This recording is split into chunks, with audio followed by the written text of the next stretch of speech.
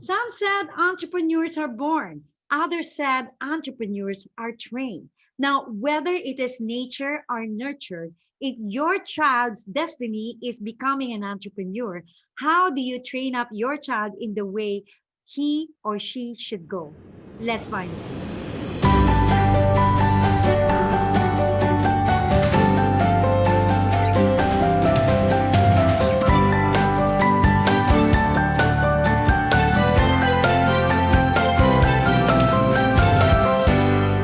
Hi, everyone. Welcome to Entrepreneur. My name is Ture, and I am an entrepreneur based in Singapore. Now, a lot of parents that I know are requesting this to me. Ture, I see some potential in my child. How do I nurture that entrepreneurship in him? I think someday he will be one. So, how do I train him as early as now? Disclaimer, I am not married and I am not a parent yet. What I'm going to share with you are the things that I've learned being nurtured growing up, and at the same time, the things that I noticed on parents training their kids to become entrepreneurs. Number one is to call out their talents and their giftings. If you see great talents in your child that is able to create solutions, call that out on the child and say, hey, you have the knack for this. Something that you create, your friends are enjoying. Now, this is one of the things that will make a person appreciate themselves, appreciate the things that they have. In the past, a lot of times people think that having a degree is the only ticket to success. But the truth is that nurturing your natural giftings and your talent is also a pathway to success. And that it does not necessarily entail that you have a degree to be able to have that. So as early as now, when they show talents like this, you call that out and say that you are good at this. You can provide people this. You can actually build something great. So number two is to take ownership of their giftings and their talents. Quite connected to the first one, but it is making them aware and taking ownership of that and using it for entrepreneurship. When we were young, my sisters and I would sell ice candy to our neighbor and mainly to our friends who are our playmates. And my mom would tell me that you're the best person to convince your friends. Why don't you go and sell this to your friends? And I thought it was daunting in the beginning because, I'm going to bring some products to my friends while we are playing. But you know what? I enjoyed the process. And my mom helped me, allow me to see my giftings and allow me to take ownership of that you better use your gift, you better use your talent. This is something that you'd like to do. Why not use your strength on that? So that's number two. Number three is help them learn from their failures or their mistakes. Schools frown on failures, but entrepreneurs are being strengthened by how they process their failure. Thomas Edison, he invented the light bulb and he got 1,000 experimentation before he actually created the light bulb. When he was asked by a reporter, how does it feel to fail 1,000 times to create a light bulb? And Thomas Edison replied that I did not fail 1,000 times. I have 1,000 steps to finally create a light bulb. So that, my friend, is a proper way of processing failure, because failure is not the end. And it's important that you teach that to be able to nurture this to your kids. Quite a good number of entrepreneurial people are actually, they didn't finish school because the school teach people to avoid failure at all costs. While the real life in entrepreneurship, you cannot avoid failure at all costs. Failure will be there, mistakes will happen, and the best part of failing and making mistake is this: processing it and learning from it. One of the things that you can practically teach your child when it comes to dealing and processing their failure and their mistake is to have them write on their journal or their gratitude journal. We usually write, what am I thankful for today? What did I learn today? The next question should be is, what did I learn from my mistakes or failure today? I believe that that is golden. Even as an adult right now, if you know how to process your failure, you are going to be strengthened by your failure and your mistake, you are going to be one resilient entrepreneur. Number 4, teach the value of hard work to your children. Capitalism is something that rewards hard work. That in capitalistic world, when you work hard enough, you get rewarded by your hard work. I remember my father, who's a self-employed. He runs his own practice as an accountant, and he is a hardworking man. There's a lot of conversation in the past. I was young about communism, and my dad will tell me this: only lazy people will agree for communism, because only in communism that you can choose not to work as hard and you just get the same. When you just get the same, why do you exert the same kind of effort? Only in the world that you can be rewarded by your hard work is the best place to be at. Show them capitalism. Show them that it is good. It is not a bad thing. It is a good thing to work hard and be rewarded by your hard work. That is even biblical. Every workers are deserving of their wages. If you work hard, you get what you work hard for. Number 5 is this: recognize them. Give them recognition. Recognize their good talent. If they have done something good, go and speak about it. The problem sometimes is that, especially for Asian, we are very much conservative when it comes to praising our children. I'm talking about recognizing it by rewarding them, either by praising them openly or by giving them reward. On holidays, if you give your kids a chore, go and reward them. My dad would ask us, to pluck out white hair from his head, and he would promise to pay us. It's so funny because we would even write it down. Okay, my dad would say, okay, I promise you I am going to pay you. Just to make sure, we would write down a document with him signing on it so that we get the payment. It's a simple transaction that we do together, but it's amazing. That shows the kind of, I work for it, so therefore I get rewarded.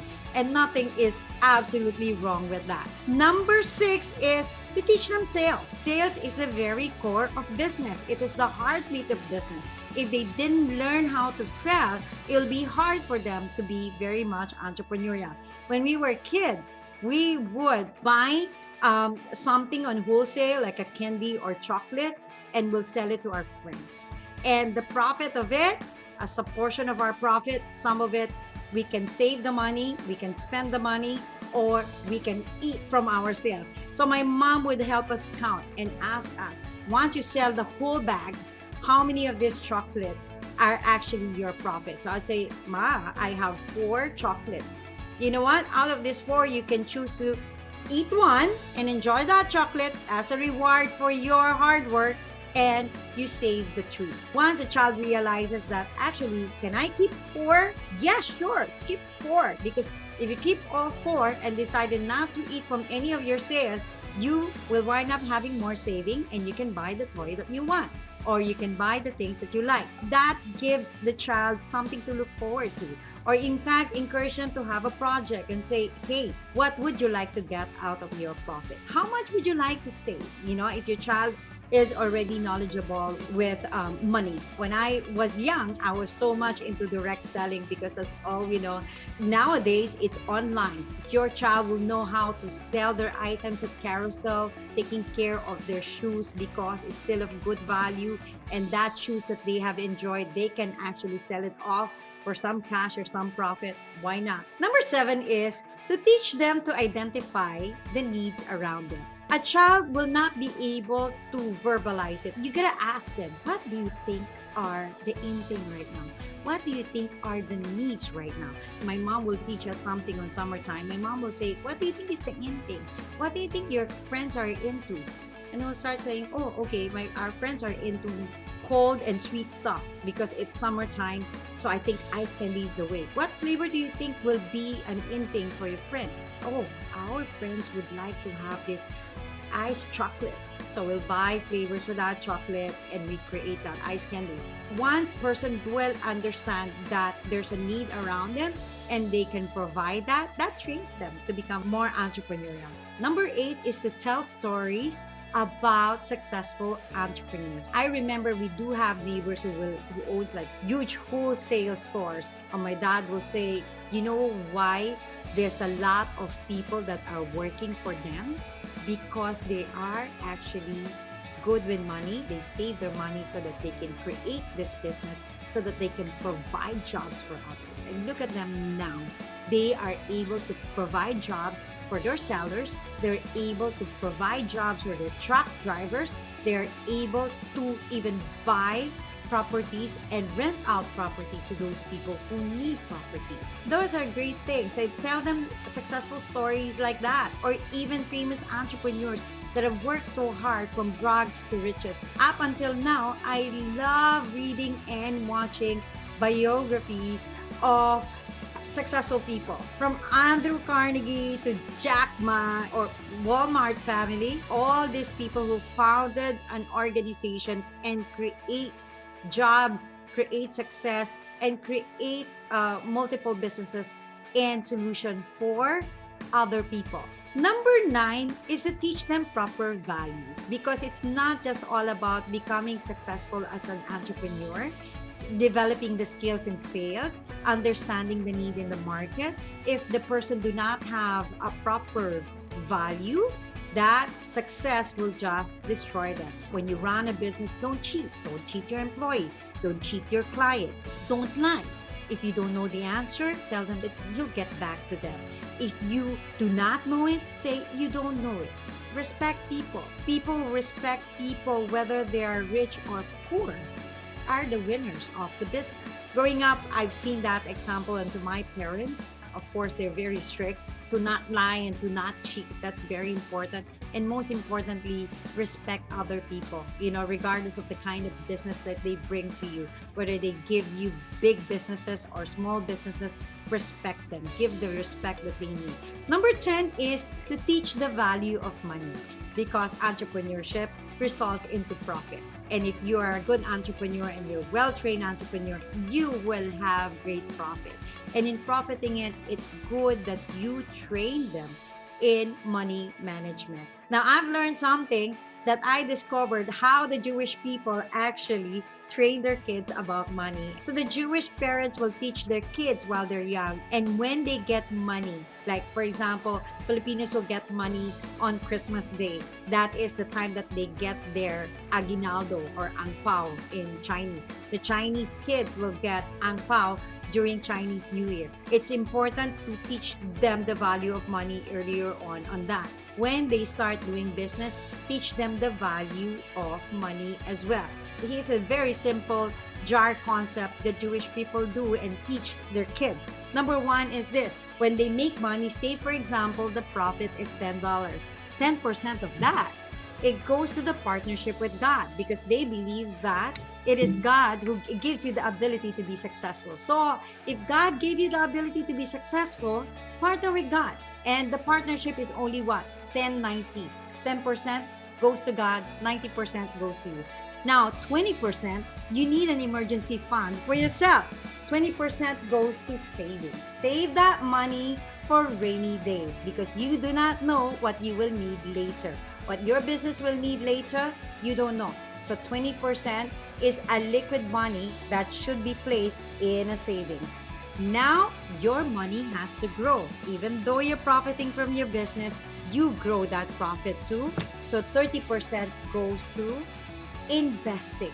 More money should go to multiplying it. And in this, you can actually venture into other business as you grow the money in the business for investment. You can use this to invest back in the business, to buy more ingredients to your product, to buy more equipment. If you're training your kids, what you could do is this: challenge them.